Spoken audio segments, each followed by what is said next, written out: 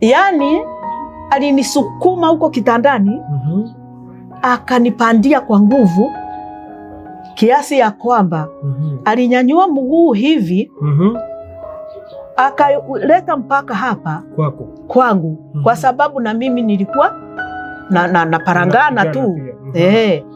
Lakini alinifinya na goti kwanza, goti lake mpaka nikasikia maumivu hapa katikati ya tumboni chini hapa. Anataka ubakie chini, kifua cha mende. Aliponifinya vile nikaona ataniumiza sana, na nilisikia maumivu makali. Hivyo alikuja akaingiza si kidole cha mkono, alivuta na miguu inawea yangu panti, alisukuma katika kuvuta na miguu ilichanika. Pole sana.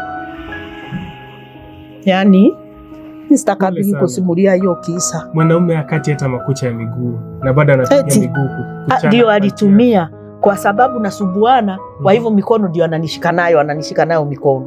Hana namna ya kufanya. Alivyo nikanyanga hivi, nikanyagia huu mfupa huu wa kiuno. Huku hakuna kiuno. Anikwa hapa chini ya kitovu kabisa hapo. Hapo kuna mfupa. Alifinya sana ule mfupa na nini na goti lake. Huku amekuja mbele, amenishika mikono. Naona ni kitu anajua. Mguu ndio unatoa suruali. Sasa katika kutoa na nguvu, alikuwa na nguvu sana, alikuwa anafanya hiyo kitu na nguvu. Kwa mzee huyu akachana, ikakatika huko. Sasa mimi nimeumia, nimechoka hata. Akafanikiwa. Akapanda.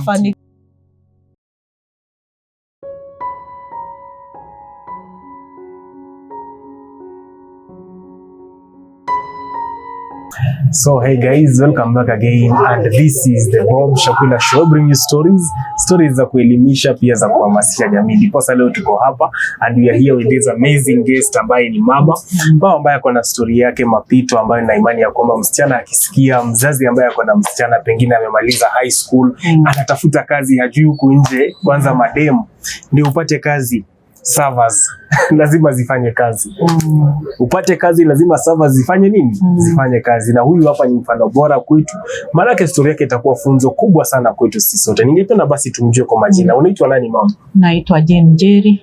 Jane Njeri. Jane, karibu sana, hii ni Bob Shakwila Show. Asante pia kwa hatua jasiri ambayo umechukua kaa na sisi pia leo hapa. Unasikia kuna kelele kwa background, leo ni Jumapili. Basi ningependa kupewa sauti pia ya kusikika. Karibu, ningependa tuanze. Asante. Kama nilivyosema, kwa majina naitwa Jane Njeri. Nimezaliwa Murang'a. Ni Kaolewa Limuru. Mimi nami nimepitia katika maisha yangu. Nimesoma primary nikiwa na wazazi wangu na sekondari. Lakini mapema tu baba yangu alifariki. Pole sana. Asante. Kutoka hapo ya kumaliza sekondari nilikuja mjini, nikaja na mimi kutafuta maisha. Ila mapema tu nilikuja kuanza kukutana na mambo ambayo sikutegemea. Nilijua na ukienda ofisini utaambiwa lete barua ya shule uliosomea, na wakiridhika kama kuna kazi unapata. Nilikuwa nimaliza tu form 4. Ndio tu nilikuwa nimemaliza form 4, sikukaa. Kwa hivyo, lakini nilivyokuja mjini mapema tu nikaambiwa ofisi fulani wanachukua mtu, ofisi fulani wanachukua mtu. Kwa ministry fulani nenda mahali fulani, hata utamkuta fulani. Cha ajabu labda kumetokea kuna ajira ya watu wengi kama ministry hiyo inataka watu. Lakini nilichokutana nacho na mapema ni kwamba mahali unapoenda, huyo mtu mmoja unayeenda kukutana naye, kitu cha kwanza ndio akuchukue, anakutaka wewe. Wewe ulitakwa akatumie kimwili. Mimi nilitakwa mara nyingi. Maana yake unaonekana ulikuwa mweupe. hata hawakujali weupe, hawakujali uzuri wa sura. Bora una skirt. Bora na labda wanataka watu wamekuona unafaa, umequalify kwa kazi yao.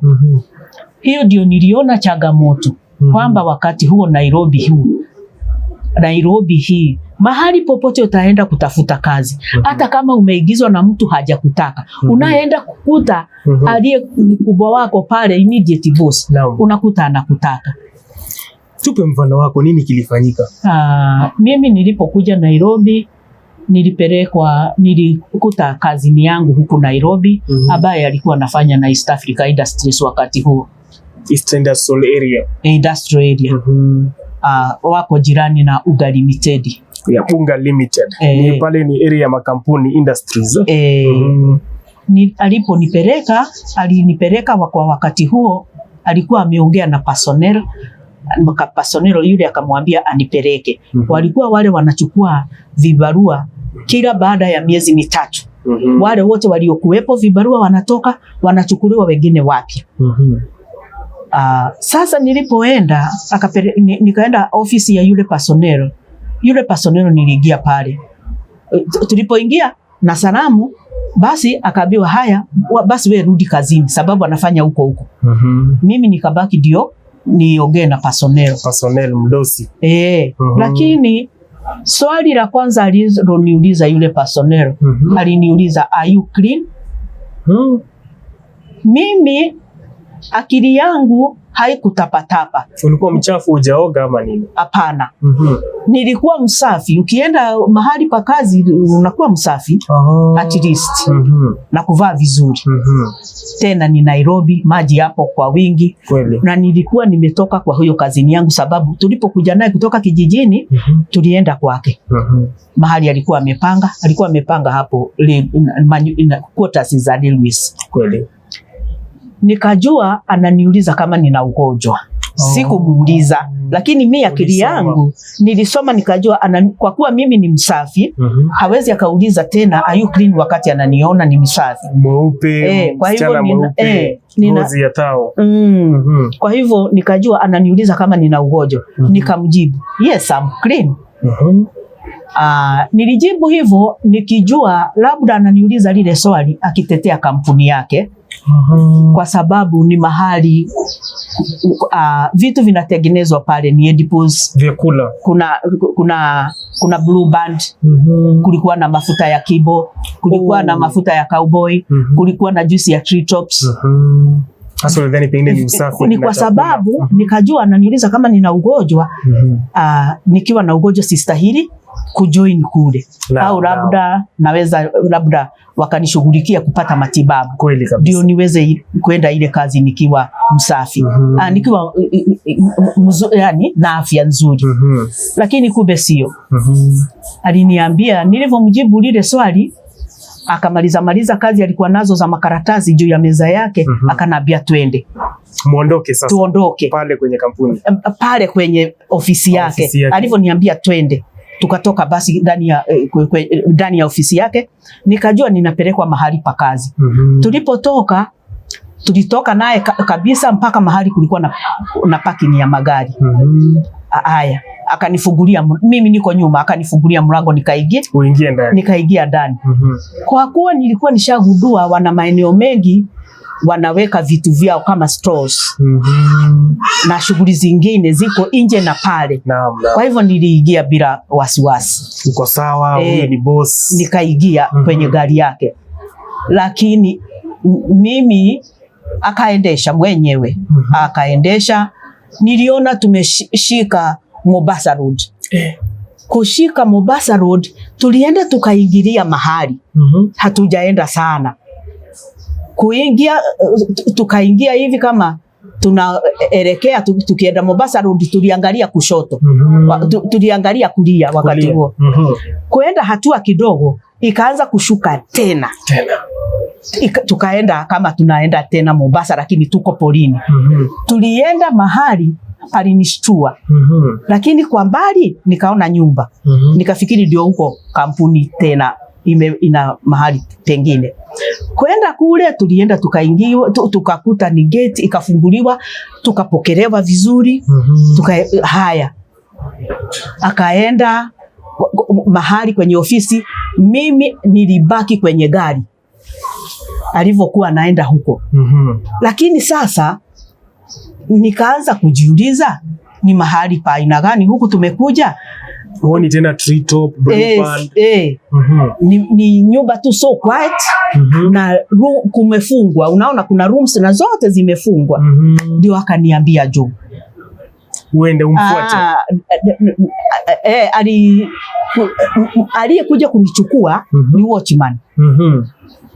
Kunichukua ndio akaenda akanifikisha mahali alipo, tukaenda. Huyu alikuwa amekuacha ndani ya gari? Aliniacha ndani ya gari. Kwa hivyo hata alichoenda kulikifanya pale sikujua. Tukaenda. Tulipoenda mimi niliona nyumba mwenyewe ndiye alipewa funguo. Nyumba aliyoenda watchman baada ya kunikabidhi kwake, yeye akarudi kwenye kazi yake. Kazini. Mimi nikaenda. Kwenda room tulioenda ilifunguliwa, room iko na kitanda. Nikagundua huku ni guest house. Ni guest house. Mgeni wa miti. Unajua guest house miti. Mimi nikajiuliza nimeletwa guest. Lakini unajua akili inafanyaga kazi haraka. Nikajua haya maneno nimeyasikia kwa kipindi kifupi ambacho nimekuwa Nairobi hii. Ya kwamba Nairobi kweli hakuna mahali utaenda kuajiriwa kazi. Labda ni ndugu yako kabisa.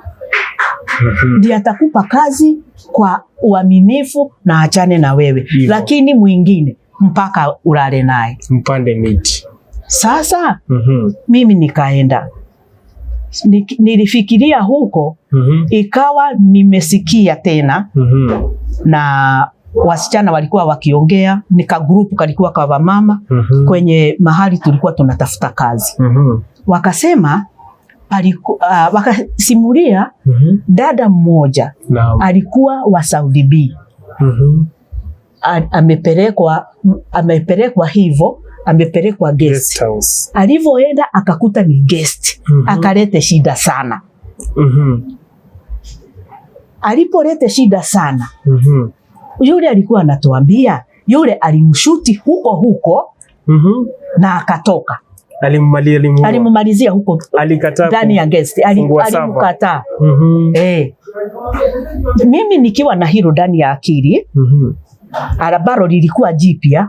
Pia nikawa na kujua wasichana washaniambiaga, ujuage ukienda tu kupewa kazi, mtu atakapo kuambia au akupeleke mahali huna habari na pale mahali, lakini ukute pako hivi, ujue ndivyo ilivyo. Hivyo ndio kuko.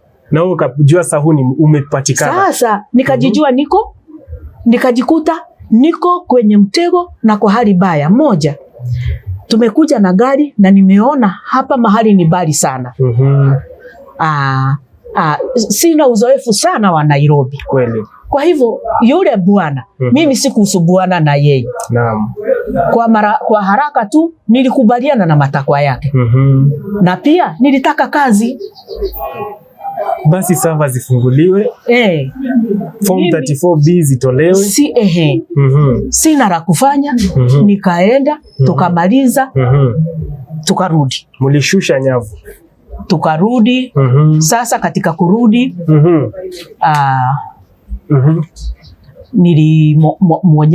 tulikaribia kampuni, mimi nikashukia bari. Hakunirudisha hadi kampuni kwa sababu tulikaa karibu na alikuwa ameniambia kwa siku ile, akanipa siku ya kwenda kazi. Kwa hivyo nikaenda kazi. Lakini toka hapo Ulienda kazi? Nilienda kazi na hakunifuata tena. Hali ilikuwaje kazini? Basi umejua umeshusha nyavu, huyu ni bosi. Sasa heshima itakuwa. Sasa mimi hapo tumefikishana na yeye hapo. Niliona tulifikishana hapo. Hajanifuata tena. Labda tukutane kwenye compound ya kampuni, ndio hapo tusalimiane. Au tupitane. Hello. Kelele. Sasa mimi nikaenda nikapelekwa section ambayo nilipelekwa, nikawa nafanya kazi mpaka nikamaliza. Ilikuwa ni miezi mitatu, hawapitishi miezi mitatu kulingana na sheria ya leba. Sasa baada ya miezi mitatu huku nikijiuliza sasa nifanye nini? Nimrudie tena anipeleke huko. Sikupendezwa na hicho kitendo kabisa. Miaka mitatu mlifanya kazi? Miezi mitatu kwa wakati ule. Ila alikuwa na handle tu kama wafanyakazi wengine. Hiyo ni kawaida tu, hata hungejua kuna kitu hata hungesema nimewahi kukutana naye. Hivyo tu iliisha hivyo. Hamkuendelea kuongea na message? Hapana.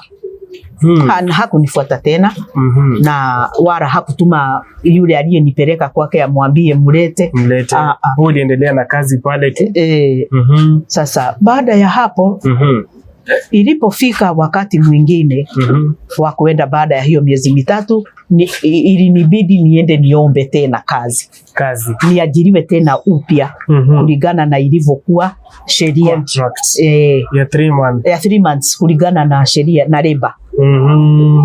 Sasa mimi nilipofika hapo na nikasikia bado yuko kule, ni tena utaomba na yani kabisa sikuwa na hamu kabisa. Niliona acha tu nikatafute kwingine au nipate fanye kazi ya aina nyingine, lakini sio nikaende nikamuombe yule. Ulijua contract tena ni servers kufunga. Mimi roho yangu iliniuma. Naam. Na singeweza kushindana naye. Na shindana naye tuko ndani ya room. Nitatoka nitatembeaje na miguu? Nitakibia bio gani? Na wewe ni mwanamke. Nitaelekea upande gani? Sikujua. Kwa hivyo hiyo ikaisha namna hiyo. Pole kwa matukio, kwa hilo tukio by the way, pole sana mama. Kuna wasichana hapo nje saa hizi wanatafuta kazi na kazi wanapata ni vigumu sana. Bosses ni bibi za watu. Huyu alikuwa na mke, si ndio? Ana mke, ana watoto. Anasahau pia mtoto wake wa kike atafika huo umri. Alichokufanyia pia wake atafanyiwa. Lakini wewe vile umekuja umeongea hivi leo inamaanisha watu watafunguka macho pale nje. Hao bosses wataanza kujirudi. Asante sana. Asante sana kushare tukio lako. Ningependa utuambie pengine kama after hapo what happened, kama ulikutana na mengine pia utueleze. Mimi kutoka hapo nilionelea afadhali nikafanya kazi ya nyumba. Sasa nikaanza kuhangaika hata kuambia niliokuwa nafahamiana nao huku mjini. Ukisikia mtu anataka kazi ya nyumba, hata yule kazini yangu nikamwambia, ukisikia mtu anataka kazi ya nyumba, mimi afadhali kazi kama hiyo kuliko useme nifanye kazi kama ile, hata igawa kwa siku walikuwa wanalipa pesa nyingi. Lakini kitendo alichonifanyia huyu bwana sikukipenda, kibaya. Kwa hivyo nikipata kazi ya umaid afadhali. Na kweli nilipata kazi kwa dada mmoja. Yeye alikuwa ni secretary wakati huo kwa minister mmoja, waziri huko. Na mume wake alikuwa anafanya na wakati huo ilikuwa inaitwa Kenya Canas. Saa hii sio Kenya Canas. Wakati yule ndio ilikuwa vile, na alikuwa afisa huko.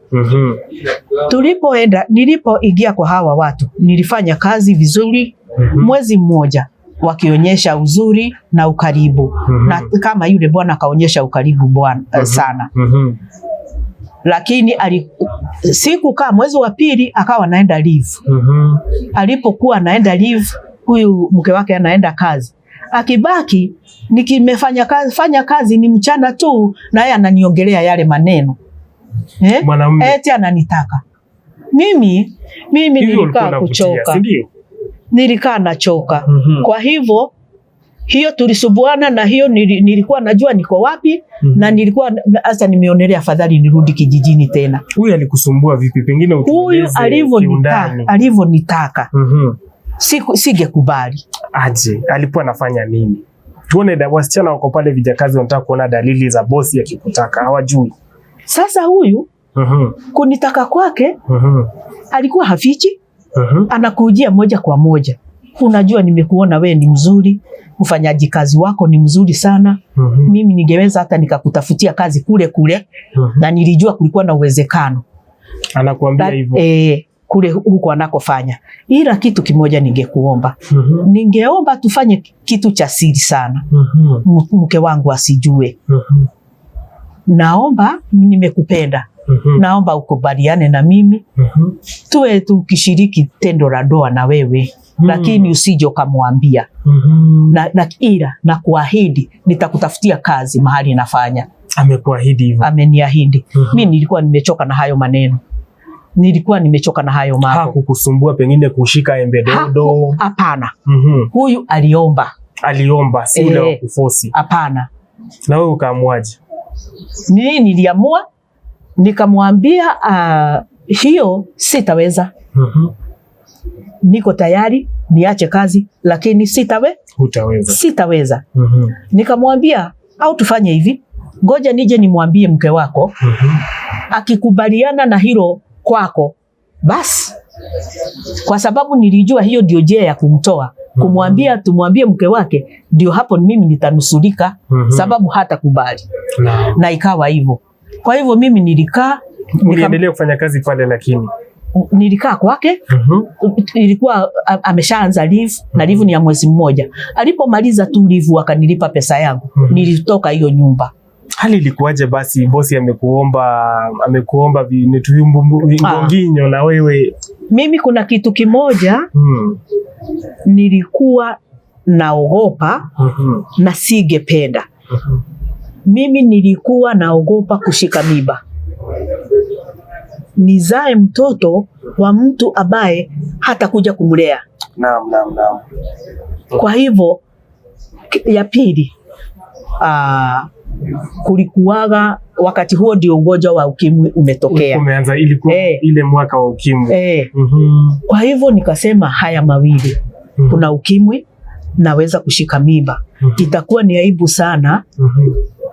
Sijapata kazi, sababu hiyo nisiwezi kuiita kazi ambayo inanipa uhakika wa kuweza kulea mtoto wangu. Kweli.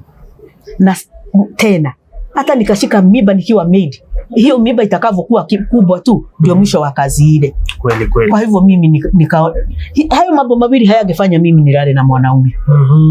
Nilikuwa naomba Mungu nipe hata mume wangu. Niweze kuishi naye. Kweli. Na ndio hapo ikafika hapo. Mimi ile nyumba nikaitoka. Nikaachana nao. Ya kutoka hapo niliajiriwa tena nyumba nyingine tu.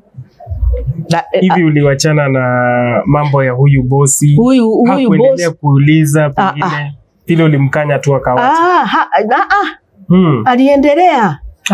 Aliendelea kuniomba tu, kunisihi, kunipebeleza. Si ungekubali tu. Hata basi wakati mgani huu? Wakati wa mchana. Amevaa nguo ama? Amevaa nguo. Hata kama ni alikuwa naoga, ameshaoga, ametoka. Wakati wa kunywa chai, tunakunywa chai hapa, ndio anaigiza maneno yake. Ameona msichana mweupe ana serve chai. Tunakunywa, anaigiza maneno yale. Sasa anarudia, sasa wewe nilikwambia ulikataa tu. Mimi sikuwa na ubaya na nimekupenda na hata mimi nitataka uwe na maisha mazuri. Nilipoenda kwao alikuwa ameachana na mke wake, huyu mwanaume. Kwa hivyo walitafuta mfanyakazi wakati tu mke amerudi na watoto, ndio hapo ametafuta mfanyakazi. Wewe sasa? Mimi sasa. Kwa hivyo hicho kitu ukiwa na akili komavu utaona bado hajaingiana na mke vizuri, ndio sababu anataka basi. Kulikuwa na mambo mengi ya kupima. Naam. Ulikuwa na hekima kidogo pale. Kweli. Basi kutoka hapo nilipomwambia huyu mama na ninaenda, mimi nataka niende. Akaniuliza ni nini? Nikamwambia mimi nimechoka tu na kazi. Nataka kwenda. Akaniuliza hungependa kufanya kazi tena? Nikamwambia hata kama ningependa labda nifanye kazi mahali pengine, mimi tu hajapenda, utaki. Yeye mwenyewe huyo mama alinitafutia kazi kwa rafiki yake.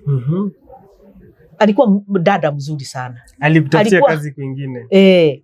Ndio pale nikaenda, aliponipeleka yule alikuwa mama ambaye pia ametegana na mume wake na hawaishi naye. Ni mama tu. Ni mama tu. Niliishi naye peke yake na watoto wake, ambapo nilikuja kuondoka, na katika kuondoka ndio nikawa katika hali ya kujuana na watu, ndio nikajuana na aliyekuja kuwa mume wangu. Pale mbeleni ulisema ulifanya kazi kwa nyumba. Ni wanaume kwa nyumba kama 3 walikusumbua? Nilifanya nyumba 3. Wanaume walinisumbua ni 2. Huyu wa pili hujatueleza. Huyu wa pili tuambie mama. Pole sana kwa matukio. Ila leo msichana ako pale nje. Ukiongea unaweza dhania unaongea wewe. Kuna msichana pale nje ni house girl na watch. Ataekea hii leo boss wake akiwa na bibi yake. Sasa mahali papili pengine pa huyo aliyekuja kunisumbua.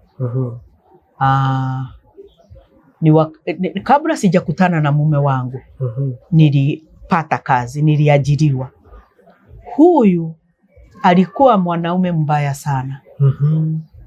Alionyesha kukupenda, alionyesha upendo baada ya kufanya kazi kidogo, siku 2-3 wiki. Upendo kwako? Akaanza kuonyesha anakupenda. Akaanza kunizungumzia yale maneno, lakini alikuwa mkali sana kwa mke wake, mpaka mimi naogopa. Sasa yule kitu alifanya, alinirepu. Kwanza mlianzaje kabla hatujafikia kwa repu pale? Tulianza hivi. Kwa sababu haya maneno mimi siongeaje. Tuambie tu pole pole, tutakusikiza mama. Pole sana. Pole sana. Huyu bwana mke wake ilikuwa weekend.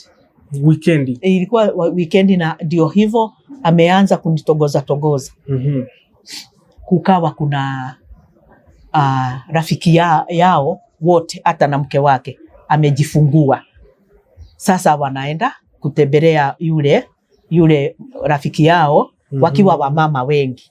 Hata kulikuwa na wanaume. Sasa yeye hakuenda na alikuwa aende.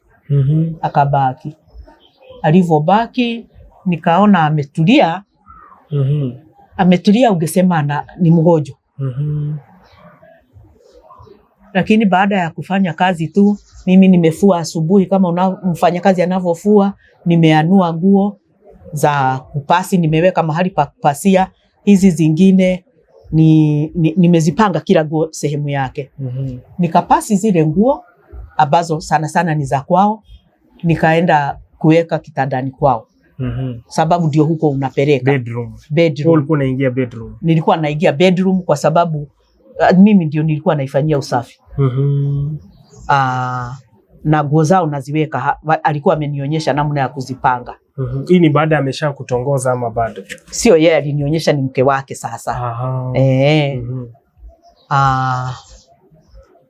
Sasa ilikuwaga wakati naweka nguo, sababu si kazi zote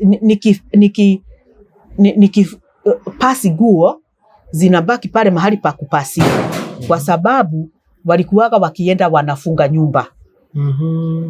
Kwa hivyo nguo nikipasi naziweka hapo, wakija akifungua ndio hapo nitachukua niziingize. Lakini sasa siku hii wao wanaenda huko kwa rafiki yao, huyu amekataa kwenda. Kwa hivyo bedroom ile haifungwi. Hukujua ni kwa nini hataki kwenda? Sikujua ni kwa nini.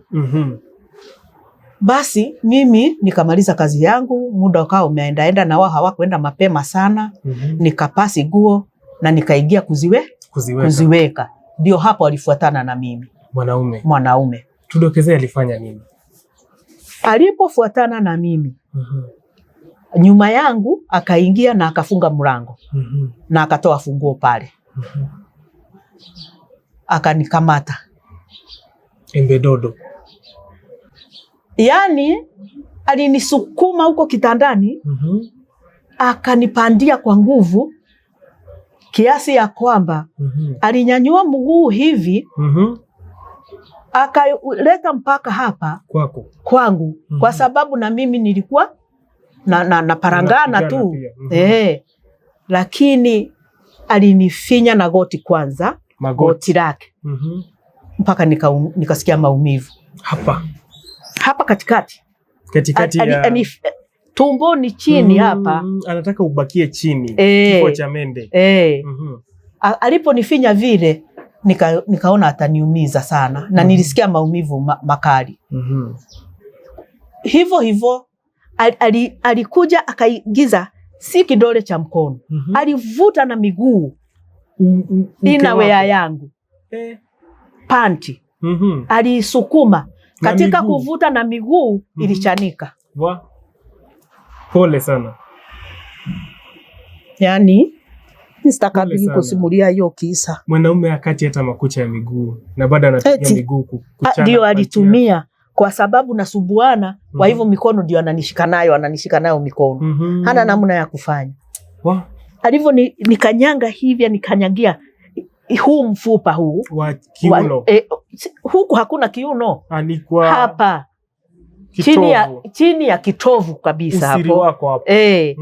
Hapo kuna mfupa. Alifinya sana ule mfupa na nini na goti lake. Huku amekuja mbele, amenishika mikono. Naona ni kitu anajua. Mguu ndio unatoa suruali. Sasa katika kutoa na nguvu, alikuwa na nguvu sana, alikuwa anafanya hiyo kitu na nguvu. Kwa mzee huyu akachana. Ikakatika huko. Sasa mimi nimeumia, nimechoka hata. Akafanikiwa. Akafanikiwa. Pole sana. Kuniingilia. Ndio hapo alipokuja mimi kesho. Nilifanya kazi ya kujiandaa. Na nikamwambia mke wake mimi nataka kuacha kazi. Uliumia kweli? Niliumia mwili. Niliumia kwa kile kitendo sana. Hata akili pia. Akili yangu ilichoka. Ndio sasa nikasema dunia hii mimi nitaishije? Ukitembea tu hufanikiwi.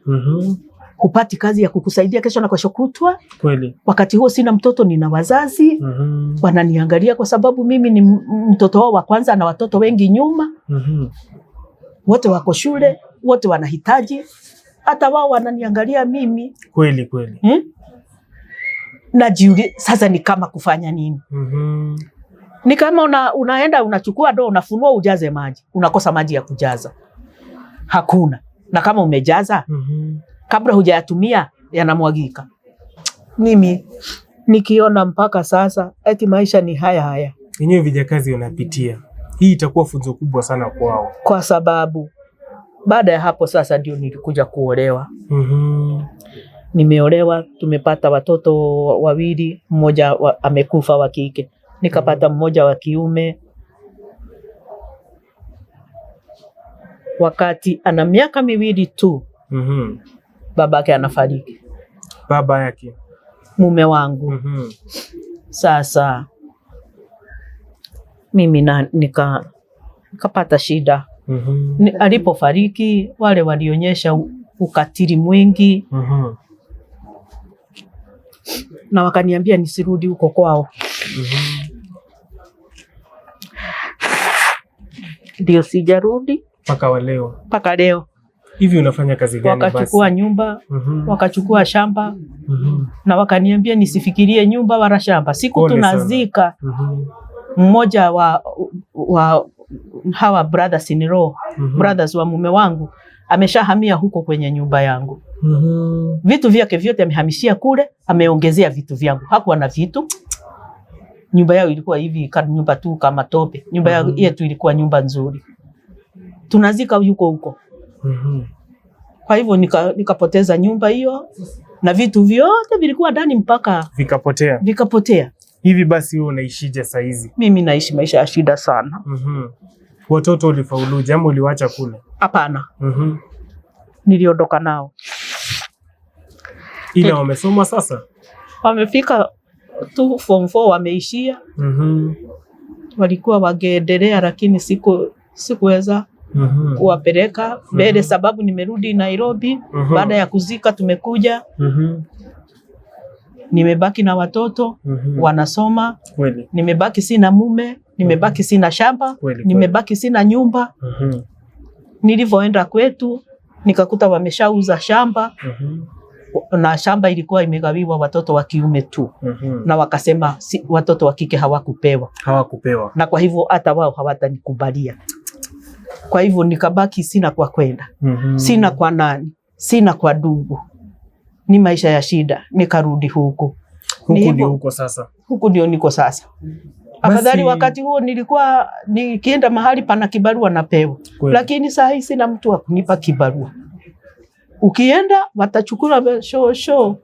Sasa wewe mimi siwezi nikakupa kibarua kwa sababu wewe ni kama shosho yangu tu. Wewe sasa hivi nitakana. Mimi siwezi nikampa shosho yangu nguo yangu anifulie. Kweli. Labda shosho chukua haka kaunga nenda ukapike.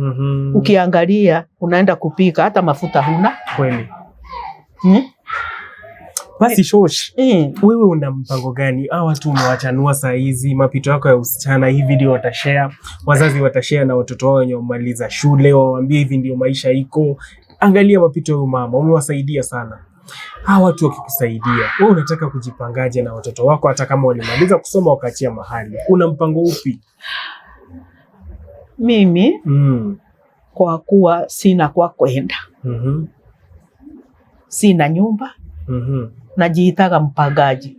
Lakini nasema najiitaga mpangaji kwa sababu ni mara nyingi silali hiyo nyumba. Nakibia kwa sababu ya mwenye nyumba. Kweli. Ananifuatilia na kwa matusi na kwa madharau na kunifanyia mambo mabaya hata kunifukuza.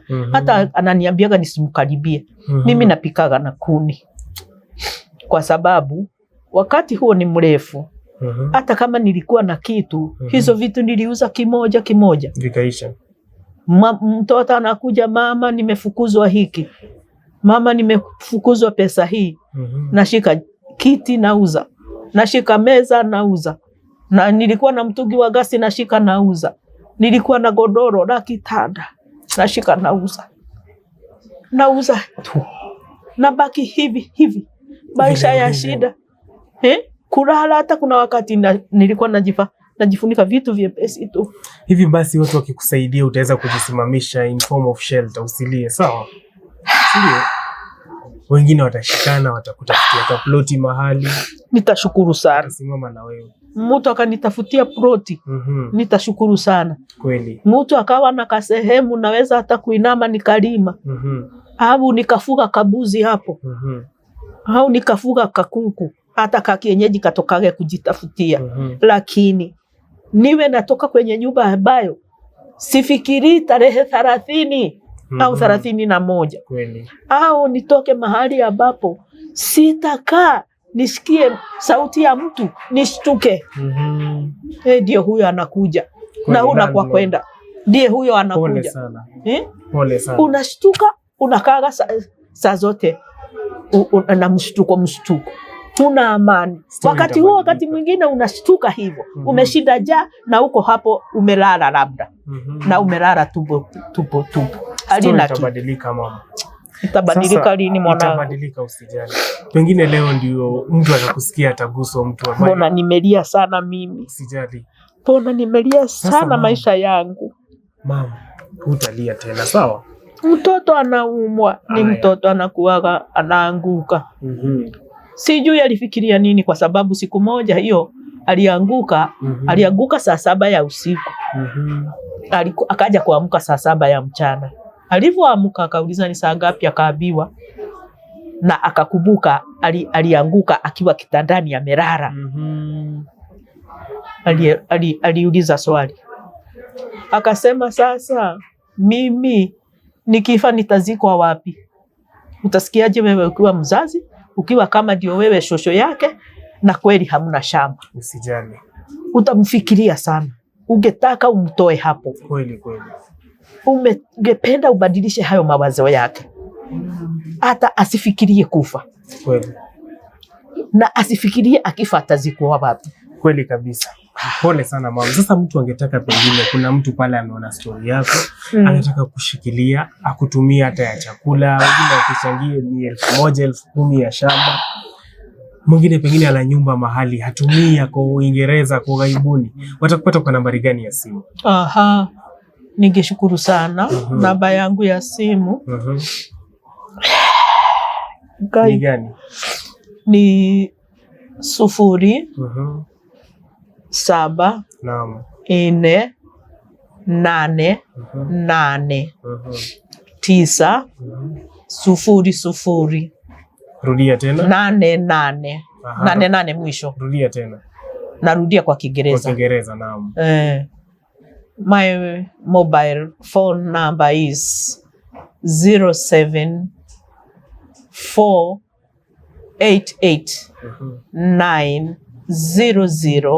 0748890088. Majina inaleta Jane Njeri Njogu. Jane Njeri Njogu. Asante sana kwa muda wako. Mungu akubariki na uzidi kuneemeka, na imani ya kwamba watazamaji will see the reaction video yake, vile ambavyo atakuwa amesaidika. Tutakuja kumtembelea tena, na tumesema for such videos kindly just press the join button hapa chini ndio uweze kusaviwa videos za success za hawa wageni wetu. Hadi wakati mwingine, nimekuwa kwa Bob Shakwila and this is the Bob Shakwila Show, latest episode for today. Subscribe and share the video. Remember to leave a like and also a comment. Na pia ukitaka kutusupport pia sisi utatupata pale kwa namba yetu. Asanteni sana, Mungu awabariki. Hadi wakati mwingine.